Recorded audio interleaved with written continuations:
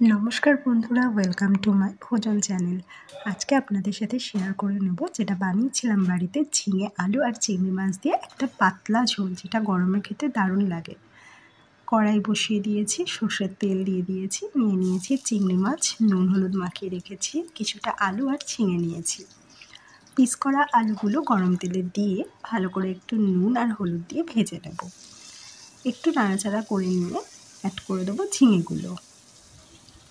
এবার ঝিঙেগুলো দিয়ে দিলাম। এখন আলু আর ঝিঙে দুটোকে খুব ভালো করে একটু ভেজে নেব। তারপর কড়াইয়ের একটু সাইড করে নিলাম, এখানে দিয়ে দিলাম নুন হলুদ দিয়ে মাখানো চিংড়ি মাছগুলো। এবার ভেজে নিই কিছুক্ষণ ধরে। মাছগুলো মোটামুটি যখন ভাজা হয়ে যাবে তখন আলু ঝিঙে সবের সাথে মাছগুলো একটু নাড়িয়ে চাড়িয়ে নেব। খুব সুন্দর একটা গন্ধ বেরোচ্ছে। এবারে আমি দিয়ে দিচ্ছি ড্রাই স্পাইসেসের মধ্যে প্রথমে দিলাম 1 স্পুন ধনে গুঁড়ো, আর তারপরে দিলাম 1 স্পুন হোমমেড ভাজা জিরের গুঁড়ো।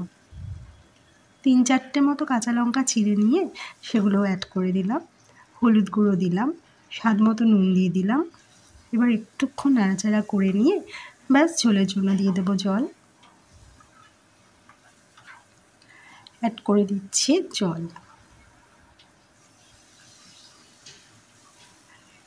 এবার একটু সবটা ভালো করে মিশিয়ে নিই, তারপরে ঢাকনা চাপা দিয়ে কিছুক্ষণ ফুটতে দেব।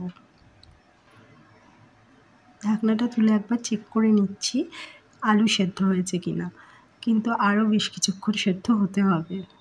ফাইনালি তুললাম ঢাকনা, দেখে নিই আলুটা সেদ্ধ হয়েছে কিনা। হ্যাঁ, একদম ডান।